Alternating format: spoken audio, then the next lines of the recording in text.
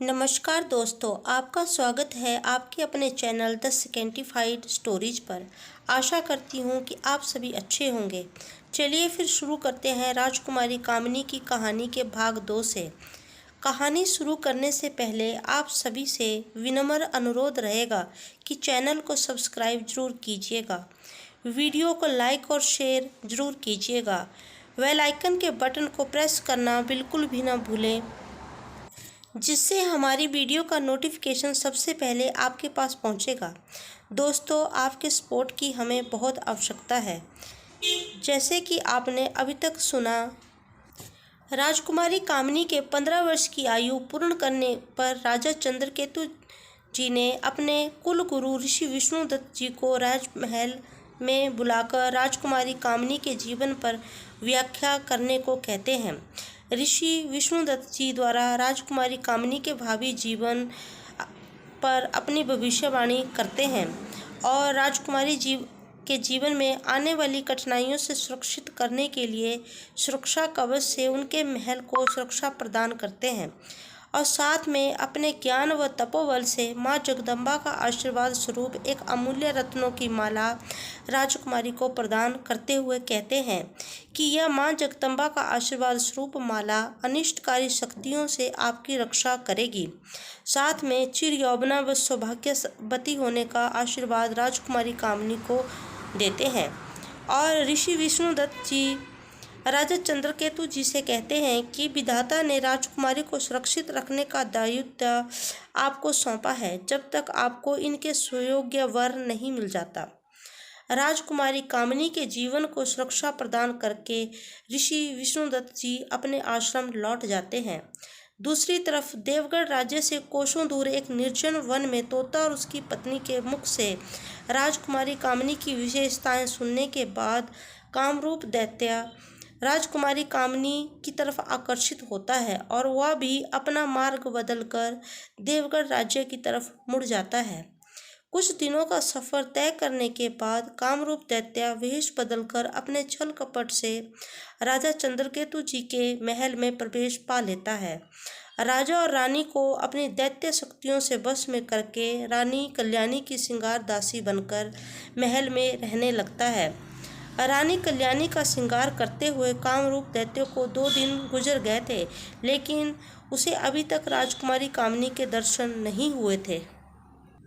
मन में इसी चिंता को लेकर के कामरूप दैत्य रानी कल्याणी से बोला, महारानी, आपको मेरी श्रृंगार कला पसंद तो आ रही है ना? रानी बोली, हाँ त्रिशला, मैं तुम्हारी श्रृंगार कला से अति प्रसन्न हूँ। क्या तुम मेरी पुत्री राजकुमारी कामिनी का भी श्रृंगार करोगी? इस पर कामरूप दैत्य बहुत प्रसन्न हुआ और बोला, क्यों नहीं महारानी, यह तो मेरा सौभाग्य ही होगा। रानी कल्याणी ने एक दासी के हाथों राजकुमारी कामिनी को अपने कक्ष में बुला लाने का न्योता भेजा। माता का न्योता पाकर राजकुमारी कामिनी प्रसन्न हुई और जल्द आने को कहकर दासी को भेज दिया।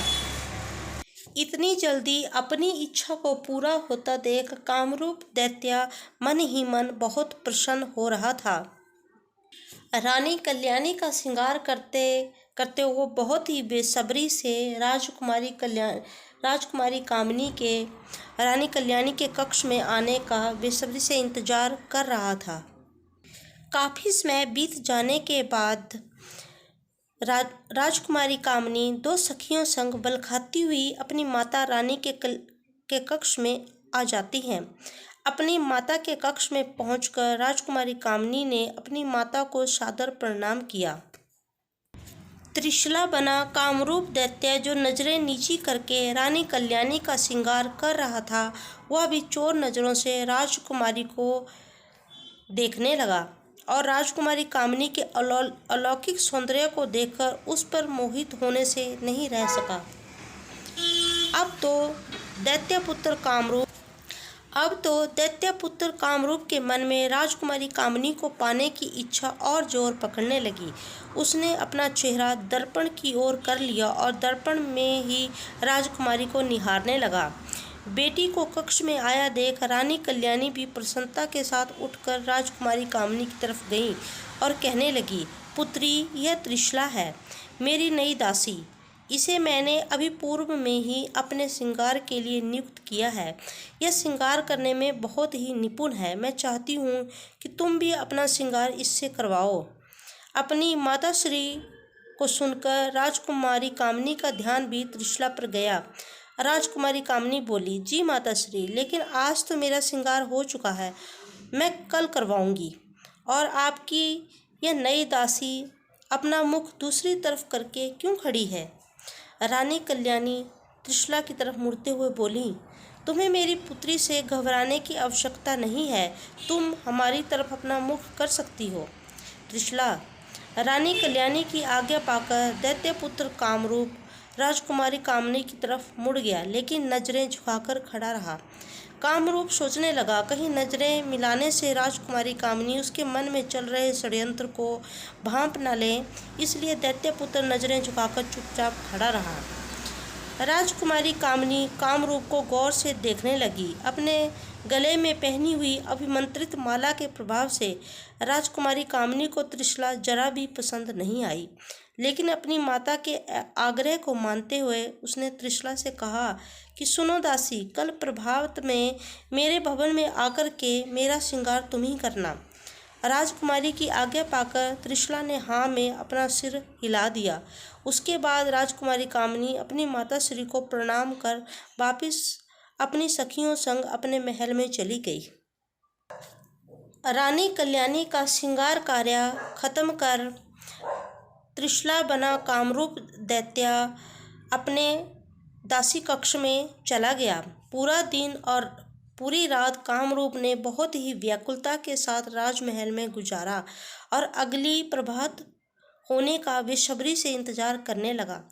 राजकुमारी का अपहरण करने का विचार उसके मन में बहुत मजबूत हो गया था।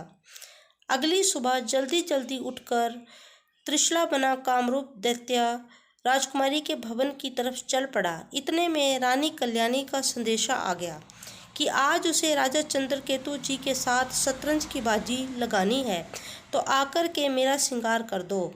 संदेश पाकर कामरूप दैत्य झल्ला गया, लेकिन कर भी क्या सकता था। आदेश मानना दैत्य पुत्र के स्वभाव में था ही नहीं।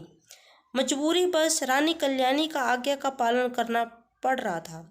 बहुत ही क्रोधपूर्ण स्थिति में रानी कल्याणी के कक्ष में पहुंचा और जल्दी जल्दी रानी कल्याणी का श्रृंगार करने लगा।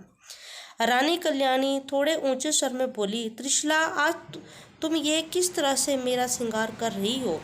मेरे बालों को क्षति पहुंचा रही हो।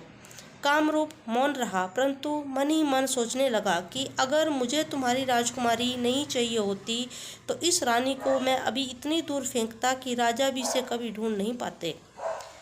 रानी कल्याणी फिर बोली, मौन क्यों हो? आज तुम्हें क्या हुआ है? क्या आज तुम्हारा श्रृंगार करने का मन नहीं है?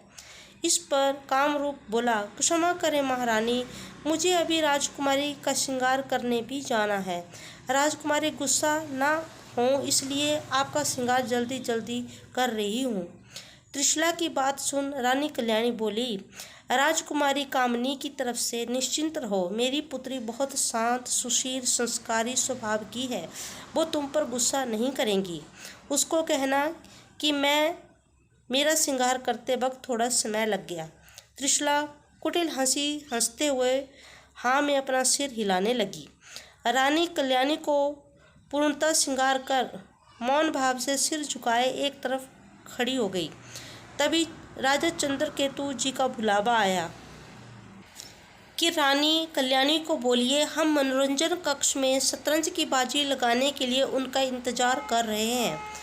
रानी कल्याणी ने जल्दी से पहुंचने का बोलकर दासी को भिजवा दिया। त्रिशला की तरफ मुड़ते हुए रानी कल्याणी बोली, अब तुम राजकुमारी का श्रृंगार करने जा सकती हो। एक आज्ञा पत्र त्रिशला को थमाकर रानी बोली, कोई तुम्हें राजकुमारी के भवन की तरफ रोके तो यह आज्ञा पत्र उन्हें दिखा दीजिएगा। अपना रास्ता साफ होते देख त्रिशला बना दैत्यपुत्र कामरूप कुटिल मुस्कान मुस्काते हुए राजकुमारी के भवन की तरफ चल पड़ा। जाते समय रास्ते में त्रिशला का सामना राजकुमारी के भाइयों सत्येंद्र व योगेंद्र से हुआ। दोनों ने उसको रोका और पूछा, तुम तो हमारी माता श्री के श्रृंगार के लिए नियुक्त की गई हो, तो इस तरह से महल में इधर उधर क्यों घूम रही हो? इस पर त्रिशला बोली, मैं राजकुमारी कामिनी के श्रृंगार के लिए उनके भवन की तरफ जा रही हूँ।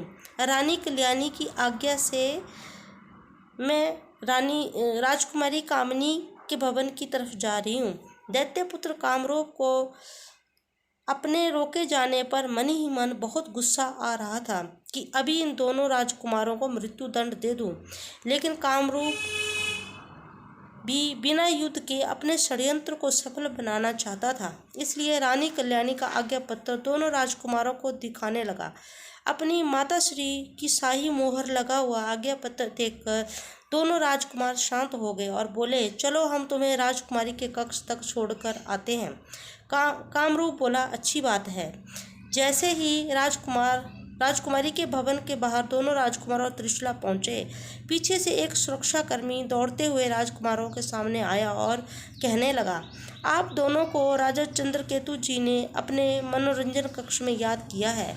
अपने पिताश्री की आज्ञा पाकर और राजकुमारी कामिनी के राजकुमार भवन की सुदृढ़ व्यवस्था देखकर दोनों राजकुमार निश्चिंत हो गए और त्रिशला को राजकुमारी के भवन में प्रवेश करने को बोलकर खुद राजा चंद्रकेतु से मिलने मनोरंजन कक्ष की तरफ चले गए। एक सुंदर पुष्प वाटिका को पार कर जैसे ही त्रिशला राजकुमारी के भवन की ओर बढ़ी और राजकुमारी के दहलीज पर पांव रखा, उसके पैर पर एक अदृश्य वार हुआ और वो वहीं पर गिर पड़ी। ऋषि विष्णुदत्त जी के द्वारा राजकुमारी कामिनी के भवन को सुरक्षा कवच से सुरक्षित कर देने की वजह से त्रिशला का अंदर प्रवेश कर पाना मुश्किल था। इसका भान दैत्यपुत्र कामरूप को दहलीज पर पांव रखते ही हो गया था। राजकुमारी कामिनी के अपहरण को इतना आसान समझने की गलती दैत्यपुत्र कामरूप कर चुका था। सबसे नजरें बचाते हुए कामरूप पुष्प वाटिका में जाकर बैठ गया और एक नई योजना बनाने लगा।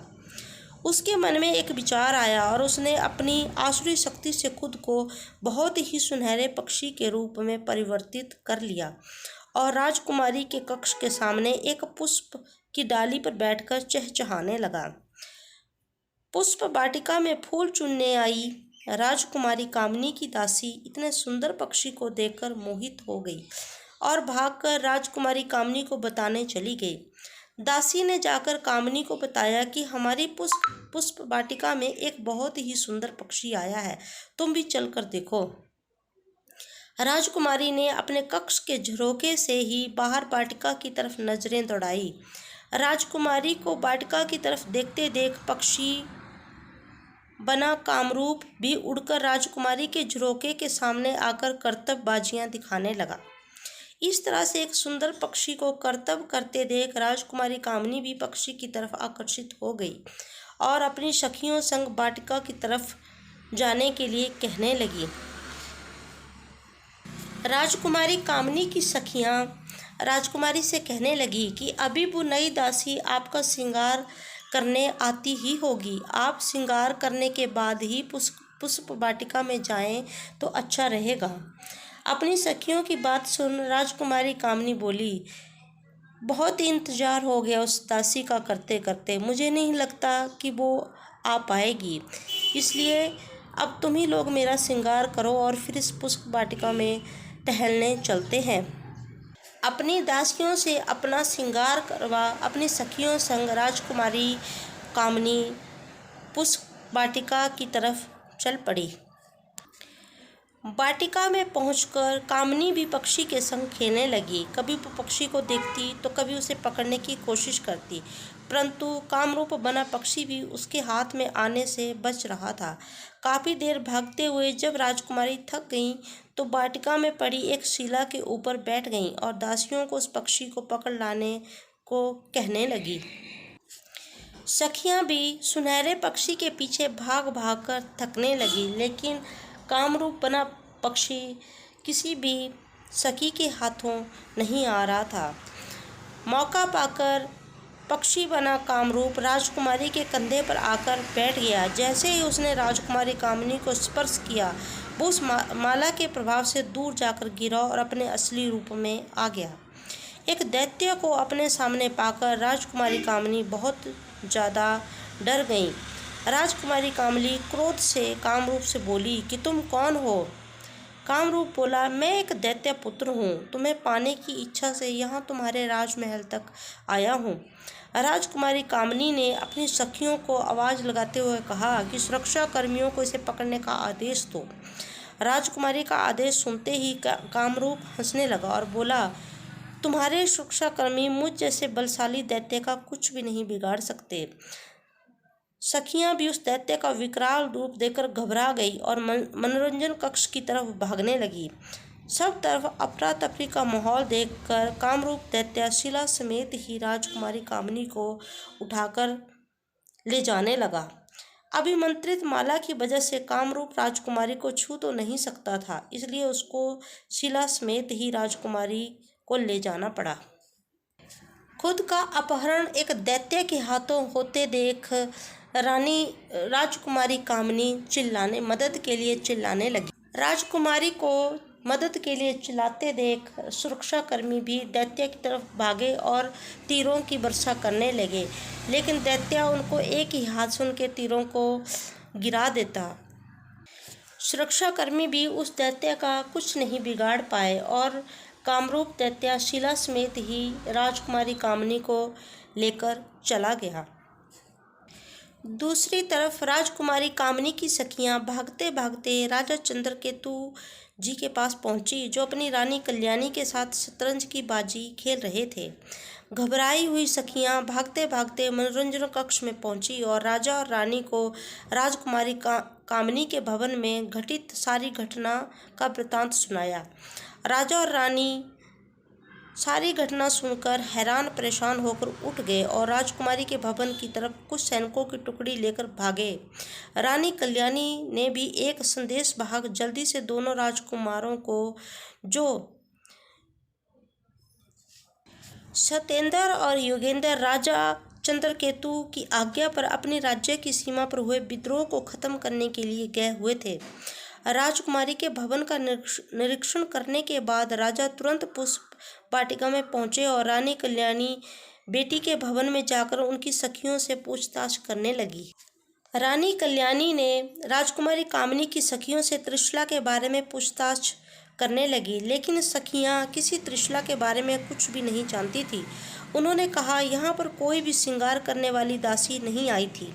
किसी षड्यंत्र का शिकार हुई अपनी पुत्री को रानी कल्याणी को समझते देर नहीं लगी और वो तुरंत पुष्प वाटिका में राजा के समक्ष पहुंची और श्रृंगार युवती के गायब होने की बात भी राजा के सामने रखी। सखियों ने भी सिलसिलेवार से राजा के समक्ष सारी घटना सुनाई। किसी निर्णय पर पहुंचकर राजा ने रानी से ऋषि विष्णुदत्त जी से मिलने का विचार बनाया और अपने रथ पर सवार होकर राजा और रानी ऋषि विष्णुदत्त जी से मिलने चल पड़े।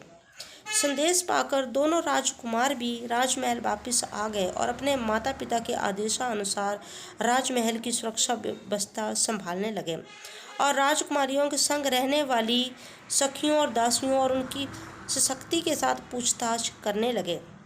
दूसरी तरफ कुछ घंटों के सफ़र के बाद राजा और रानी ऋषि विष्णुदत्त जी के आश्रम में पहुंच गए। ऐसे अचानक से राजा और रानी को आया देख ऋषि विष्णुदत्त किसी अनहोनी को हुआ समझ यज्ञ कुंड में आहुतियां संपन्न कर राजा और रानी के समक्ष अतिथि गृह में प्रस्तुत हुए और राजा और रानी से कुशल क्षेम पूछकर आने का कारण पूछा। साथ में खड़े अपने एक सेवक को जलपान का प्रबंध करने को कहा और राजा और रानी को आसन ग्रहण करने के लिए कहा। ऋषिवर की आज्ञा पाकर राजा और रानी आसन पर बैठ गए और गत दिनों में जो भी घटना राजमहल में घटी वो सारी सिलसिलेवार से ऋषिवर के समक्ष पूर्णतः बता दी। सारी घटना सुनने के बाद ऋषि विष्णुदत्त जी थोड़ा गंभीर होते हुए बोले, राजन, मैंने तो पहले ही राजकुमारी कामनी के भविष्य को बताते हुए आपको सचेत किया था कि आपकी पुत्री सौभाग्यशाली होते हुए भी अपने जीवन में बहुत सारी कठिनाइयों का सामना करेंगी। ऋषिवर की बात सुन राजा चंद्रकेतु विनम्र भाव से बोले, ऋषिवर, जो अनहोनी होनी थी वो तो हो चुकी है। अब हमारी पुत्री को सुरक्षित हमारे पास लाने का कृपया कोई उपाय सुझाइए। राजा की बात सुन ऋषि विष्णुदत्त जी ध्यान मुद्रा में चले गए। ऋषि विष्णुदत्त जी के माथे पर एक दिव्य प्रकाश प्रकाशित हुआ। काफी देर ध्यान मुद्रा में रहने के बाद ऋषि विष्णुदत्त जी ने अपनी आंखें खोली तो राजा और रानी जिज्ञासावश गुरुदेव जी की तरफ देखने लगे। ऋषि विष्णुदत्त जी बोले, गत दिनों जो श्रृंगार कला पे निपुण दासी आपके महल में प्रवेश हुई थी वो कोई स्त्री नहीं बल्कि कालादीप टापू में रहने वाले कामाक्ष दैत्य का पुत्र कामरूप था। रात्रि में अपने शिकार के लिए भ्रमण करते हुए वो कामरूप दैत्य एक बरगद के वृक्ष के नीचे विश्राम करने की इच्छा से बैठा था। तभी उस बरगद के वृक्ष पर बैठे तोता और उसकी पत्नी के मुख से आपकी पुत्री की विशेषताएं सुनकर वह दैत्य पुत्र कामरूप आपकी पुत्री की तरफ आकर्षित हुआ था। त्रिलोक विजेता बनने की इच्छा से ही वो आपके राज्य में पहुंचा था और बहुत ही चालाकी से वो राजकुमारी कामिनी को अपने साथ कालादीप टापू पर लेकर चला गया है। ऋषिवर की बात सुन राजा और रानी घबरा गए और ऋषिवर से पूछने लगे, ये कालादीप टापू कहाँ पर है और वहाँ कैसे पहुँचा जा सकता है? हमारी पुत्री के जीवन की रक्षा कैसे होगी? राजा और रानी को परेशान होते देख ऋषि विष्णुदत्त जी बोले, शांत रहिए महारानी, कोई न कोई उपाय इस संकट से निपटने का जरूर ही निकालेंगे। तभी ऋषिदेव जी का एक शिष्य जलपान और कुछ मिष्ठान आदि लेकर अतिथि गृह में उपस्थित हुआ। ऋषिवर ने जलपान और मिष्ठान ग्रहण करने का अनुरोध राजा और रानी से किया।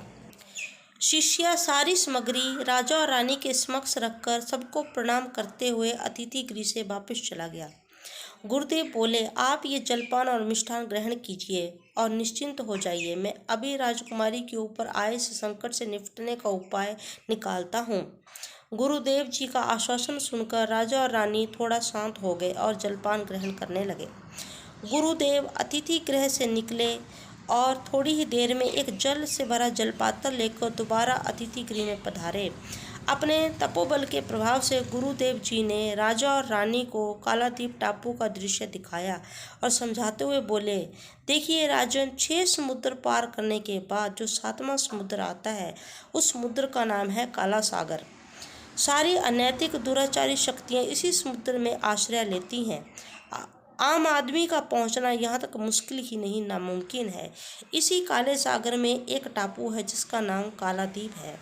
इस कालादीप के ऊपर दैत्यराज कामाक्ष और उनकी पत्नी रुद्राक्षी का आधिपत्य है और इन दोनों का पुत्र है कामरूप, जो आपकी पुत्री को अपहरण कर कालादीप टापू लेकर के गया है।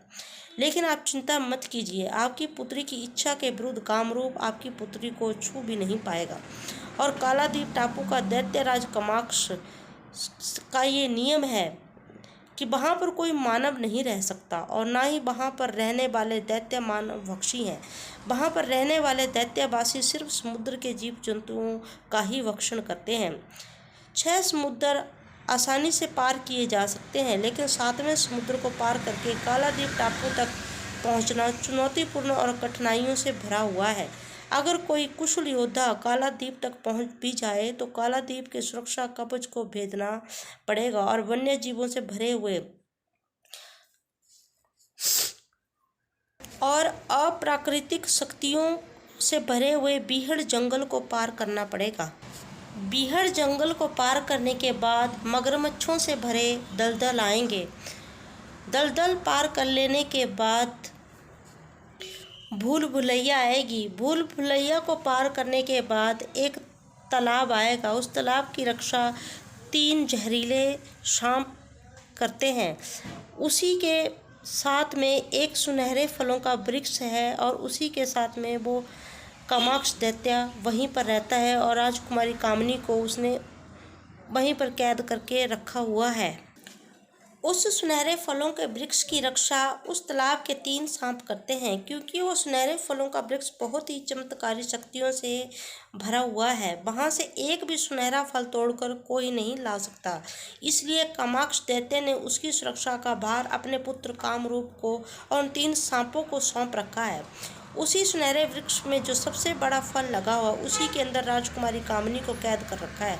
उस कामरूप दैत्य ने, ताकि कामरूप के माता पिता और वहाँ के दैत्य समाज को कालाद्वीप टापू पर किसी मानव के होने का आभास ना हो। यह स्थान कामरूप के अधिकार क्षेत्र में आता है। कामरूप ही उस तालाब और सुनहरे फलों के वृक्ष का रक्षक है। ऋषि विष्णुदत्त जी उस जलपान से नजरें हटाते हुए राजा और रानी की तरफ मुड़े और बोले, देखिए राजन, राजकुमारी कामिनी अपने 18 वर्ष की आयु तक मेरे द्वारा दी गई मेरी संपूर्ण तपोबल और पुण्य कर्मों से प्राप्त हुई इस माला की वजह से सुरक्षित है। लेकिन राजकुमारी के 18 वर्ष पूर्ण कर लेने के उस माला का प्रभाव कम पड़ जाएगा। उसके बाद कामरूप दैत्य बलपूर्वक राजकुमारी से विवाह करके त्रिलोक विजेता बनने के अपने सपने को पूरा करने में लग जाएगा।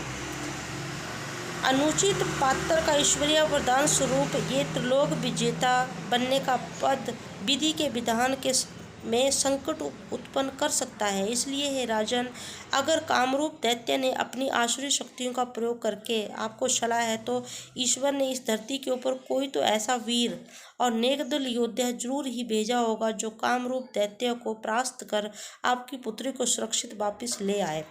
आपके पास 3 वर्ष हैं आपकी पुत्री को वापस पाने के लिए। शीघ्रता कीजिए महाराज, और हर राज्य में अपना संदेश वाहक भेजकर इस काम का बेड़ा उठाने वाले किसी निडर साहसी वीर योद्धा की खोज करवाइए। इसी के साथ दोस्तों, राजकुमारी कामिनी के कहानी का भाग 2 समाप्त होता है। अगला भाग जल्द ही आपके सामने प्रस्तुत किया जाएगा। अगले भाग में हमें ये जानने को मिलेगा कि राजा चंद्रकेतु क्या किसी वीर साहसी योद्धा की खोज करवा पाते हैं। क्या राजकुमारी कामिनी को ढूंढने का दायित्व कोई उठा पाता है। क्या राजकुमारी कामिनी दोबारा अपने माता पिता के पास लौटकर आएगी। तो इसी के साथ दोस्तों, कहानी भाग 2 का समापन यहाँ पर होता है। आशा करती हूँ कि आपको कहानी अच्छी लग रही होगी। अगर आपको कहानी अच्छी लगी है दोस्तों, तो आप सभी से विनम्र निवेदन रहेगा कि चैनल को सब्सक्राइब ज़रूर करें, वीडियो को लाइक करें, शेयर करें। Thanks for watching. धन्यवाद।